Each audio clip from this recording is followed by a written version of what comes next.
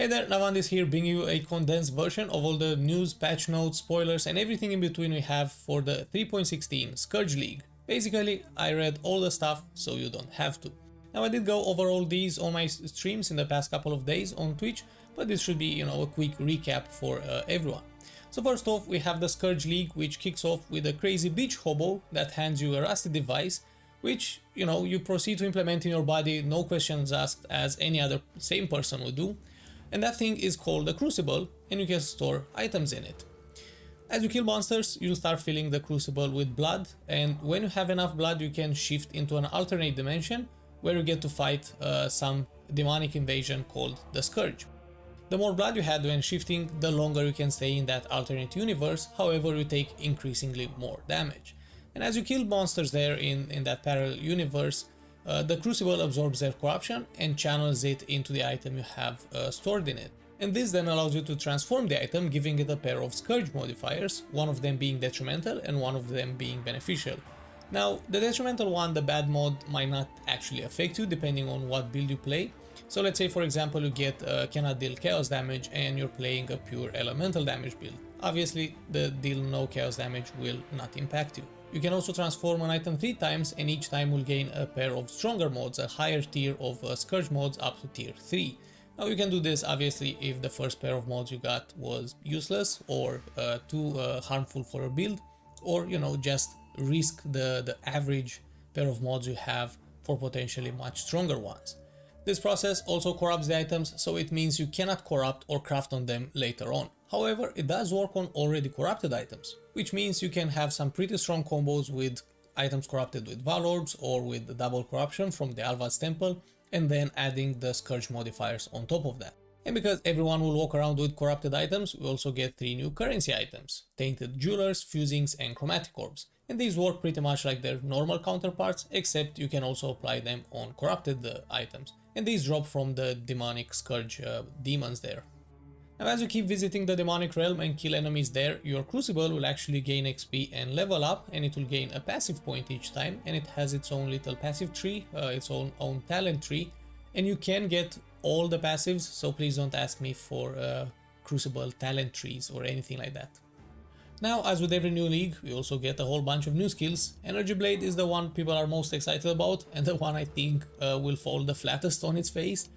It's a toggle skill which removes 80% of your energy shield to transform your existing weapons into sort of lightsabers, or weapon if you're using a two-hander. It completely replaces your existing weapons and only keeps the links, the sockets and gems you had socketed in them. And it doesn't matter if you had a wide stick in your main hand or a 700 DPS foil, it will not impact the resulting energy blade at all. The remaining 20% of your energy shield is used to calculate how much flat lightning damage the resulting blade will have. Now, in a void those numbers might seem very high, but you have to keep in mind it's still a white weapon. It doesn't have any extra critical strike chance, any extra crit multiplier, extra attack speed, no double damage, no elemental penetration, no global modes, nothing like that. It's a white weapon. You also need to sacrifice a lot of energy shield to get a decently strong energy blade, and builds that stack up 5,000 to 6,000 energy shield cannot really afford to waste most of that, which is probably their main defensive layer, just to get a white weapon that's marginally better than a rare crafted foil.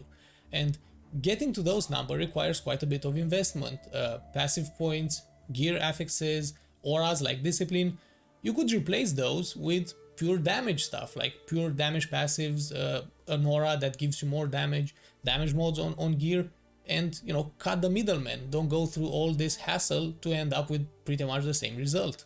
Also, one last thing to note here, Energy Blade is not actually the skill you'll be using to deal damage.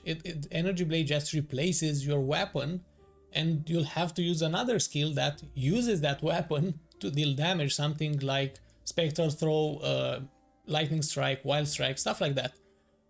So I think in the end, Energy Blade will just be a niche skill unless someone finds some very weird cheap interaction between some uniques and keystones and stuff like that. Otherwise, I think it will not be a mainstream skill. Or maybe if you can actually support the Energy Blade gem with other support gems and impact the resulting Energy Blade, that will definitely make it much stronger and viable, but I don't think that will actually be the case. Tornado is a skill somewhat similar to Hydrosphere. It absorbs damage it receives from projectiles for 2 seconds and then it deals part of that damage to all enemies around it. However, it looks kinda clunky and slow and you cannot pull the tornado along with you, the same way you can do with Hydrosphere. And if there's no way to speed up its movement, it might just end up being a way of boosting your damage in boss fights or applying some effects in boss fights or other fixed combat scenarios. However, it can become the best skill in the game if GG gives us a Sharknado MTX. If that happens, I will add this skill in every single build just for that. Temporal Rift reserves 10% of your mana and it makes you immune to Temporal Chains Curse, and it also snapshots your character's position, life, mana and energy shield every 0.25 seconds. When you cast the spell, it returns your character to where it was 4 seconds ago with the life, mana and energy shield you had at the time. It's a very cool ability and it might find its way in pretty much any build.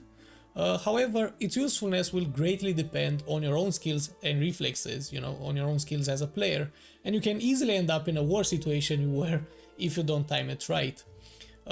Pretty good defensive skill all in all, but too bad it doesn't snapshot buffs and flask effects. Poison Concoction is pretty similar to Explosive Concoction, introduced in 3.15, but it deals chaos damage instead of elemental damage and it relies and scales its damage with life flasks rather than utility ones.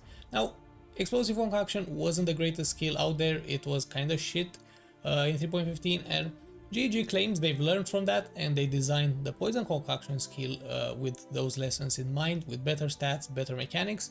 I'm actually really interested in this skill and I'll very likely try to build around it once we have the passive tree live. Finally, we have a completely new type of skills called links. These are designed mostly for party play, but they will work on minions if you spec into the appropriate minion mastery. So when you cast the link, you connect your character to the target, minion or player, and you'll provide them some bonuses or create some very interesting interactions. For example, my favorite one is Intuitive Link, which will have the target of your link cast linked spells with the Intuitive Link gem when they hit a target. So for example, let's say I have a gem set up with Intuitive Link, Desecrate and Spirit Offering. I cast the link and connect my character to Reaper or Animate Guardian, and each time they hit a target, they will trigger Desecrate and the Offering spell. Pretty cool interaction, and I'm really interested in playing with this. It can open up so many possibilities and very weird mechanics and weird interactions, and that's what Path of Exile is all about. However, the link spells have a fine print. If your target, the linked target, dies, you die as well. So be careful. Don't link your character with a skeleton or with that douchebag friend that everyone has. Also, every target can only have one link on them at all times. You cannot have multiple players link the same player or the same minion. Now, it wouldn't be a new league without a couple of nerfs and buffs to existing skills. Surprisingly, literally nobody Forbidden Right totems got pretty much murdered. Totems have much less life now and they deal a lot more damage to themselves, making the combo unusable basically. However, totems take 80% less damage from enemies, which kinda indirectly buffs most other totem builds. Now, self-cast Forbidden Right was not changed at all. In other shocking news, Spectral Shield Throw got nerfed 3 ways, with the base stats, Helmet Enchants from the Labyrinth and the Seething Fury Threshold Jewel getting adjusted downwards, way downwards. On the other hand, Shield Crush and Shield Charge were mostly spared. You'll deal pretty much the same damage with a mid-tier shield of, let's say, 2.5k armor.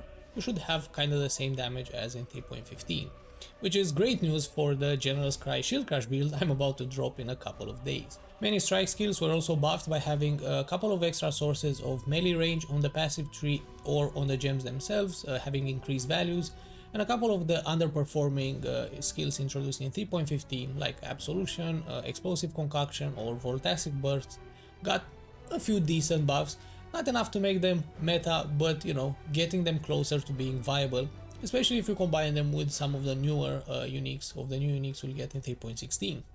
Speaking of new uniques, we've had a few of them revealed so far, and surprisingly none of them appears to be trash tier so far. Actually, quite the opposite. Each of them opens up a shit ton of new possibilities. synergizes with existing uniques or other mechanics, or simply, they bring headhunter levels of power. Ulnetol's Vow Amulet has an empty socket where you can place a support gem which will affect skills you have socketed in your body armor. Otherwise put, it will transform your body armor 6 link into a 7 link.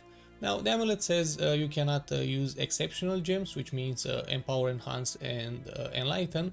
However, there's nothing stopping you from using one of those supports in your body armor and swapping one of the existing supports into the amulet. Now, which build would want one of these?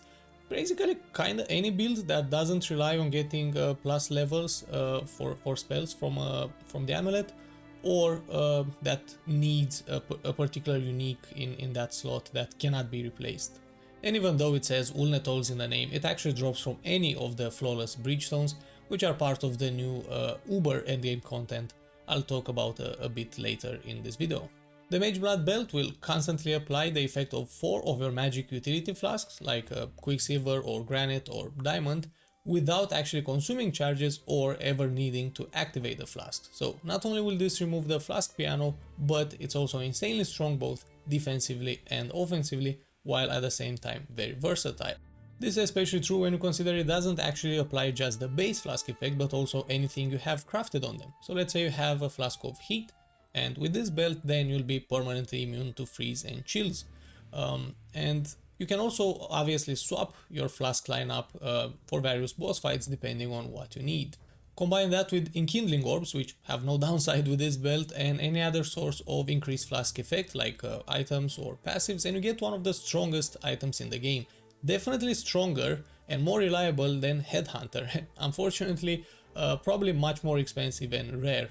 GG has confirmed that this is a global drop, this item is a global drop. However, it will be much rarer than Headhunter, and at the same time we don't have any divination cards for it. The Strangle Gasp amulet is another example of a very unique. It's very simple and yet it opens up so many possibilities. So the bonus it has is you can have 3 additional anointings on it, so 4 in total. If you're not familiar with how anointing works, you can use oils dropped from blight encounters to add a notable passive to an amulet. Now on Strangle Gasp you can have 4 passives anointed using oils. Not only can it save a lot of wasted points spent traveling across the tree to grab some must-have passive, but you can actually now get passives from 3 or 4 different areas of the passive tree, something which was not really possible before. So you can, for example, grab 3 of the +1 to maximum frenzy charges passives and combine that with the Slayer, which otherwise would have been forced to spend a lot of travel points just to get these nodes. Or get Sovereignty, Champion of the Cause and Charisma and stack reduced mana reservation cost. Or maybe some of the +1 to maximum elemental resistances passives and stack a couple of those. Literally sky's the limit with this amulet. And the unique I'm personally most excited about, which I hope won't be as rare as the other ones, the Gravebind gloves. Nearby enemies killed by anyone count as being killed by you instead. And if anyone means what everyone believes it does, then it includes minions, traps, totems, mines and other players. So how can this be abused? Well, here's a quick example. If you wear these gloves and an exploded chest and your minions kill anything, that will trigger the explosions from your body armor. You could also use stuff like Heralds, Herald of Ash, Herald of Ice, and have the minions trigger those as well. And if you've never played a minion build before, then you might not know that one of the biggest problems is you never kill anything, your minions do, so you couldn't trigger on kill effects. Or you could give these gloves to your Animate Guardian along with any other on kill item and have the Guardian trigger those effects while you keep wearing your normal gear. And the possibilities here are endless. A lot of miner and totem builds could never use on kill effects and would completely ignore them, so now this opens up the door to a lot of combos and interactions we never even considered until now. Again, a truly unique, the kind of item you really want to see in Path of Exile. Now, most of these new uniques will drop from what GG calls the new aspirational content, which is late endgame content that is very, very difficult and very few players will actually be able to run and complete, which is totally fine. The game needs to have extremely difficult endgame content that takes a lot of investment and skill to complete, because at the end of the day, what's the point in having very strong characters if you have nothing to test them against or no challenge left? So we're getting a fourth tier of Breachstones, the Flawless Breachstones. These will only drop from the Maven's encounter, the Hidden, and they will be much more difficult than the previous highest tier, the Pure Breachstones, but they will also have much better rewards, including the unique Ulnetol's amulet I talked about earlier. On top of that, regular Breachstones have been buffed as well, and you know, it might even be worth running the lower tiers of Breachstones as well. Then we have the Ravaged Blighted maps, which drop from regular Blighted maps, and they always have level 85 monsters in them, so that's a lot of XP and very high item bases dropping. These Ravaged Blighted maps can be anointed 9 times compared to the 3 times you can anoint a regular Blighted map. And these can very well become the most profitable, or one of the most profitable endgame type of content to farm, especially considering how much loot Blighted maps drop in general. And of course you could also drop the new Strangle Gasp amulet, and that will surely sell for a few exalted orbs. Legion also got another tier, Unrelenting Emblems, which can drop when running the Timeless Conflict generated from regular emblems, and you can then combine Unrelenting Emblems with regular ones or just run Unrelenting Emblems to open a much more difficult 5-way encounter, which obviously has much better drops. GG didn't forget about Delirium either. Delirium orbs are more common, they have better rewards, and they also removed some of the shittier reward types like Prophecy or Talismans, and the Simulacrum now goes up to wave 30 instead of the maximum 20 we used to have before. Obviously the additional waves will be much harder, but with increasingly better rewards as well, and each wave above 20 has a chance of dropping Delirium unique, such as Voices or Split Personality. In the past, you could only get 1 unique per Simulacrum on wave 20, most of the times you didn't get any, so this should definitely increase their availability and ideally maybe lower their prices. Delve has also been buffed by having the rewards and difficulty condensed, so meaning you don't have to go that deep to get to the more challenging and difficult content and the much better rewards. So you'll spend less time getting there and more time actually farming the Delve.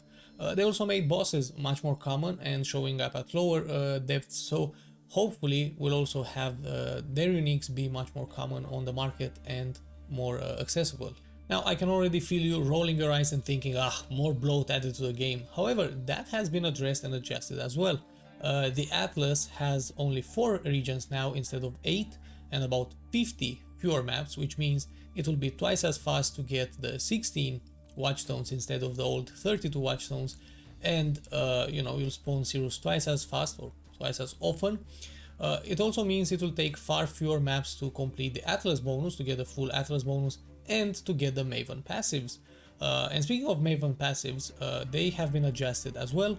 The fluff ones, the useless ones, have been removed, and the better ones have been condensed and combined, so they fit into 4 regions instead of 8.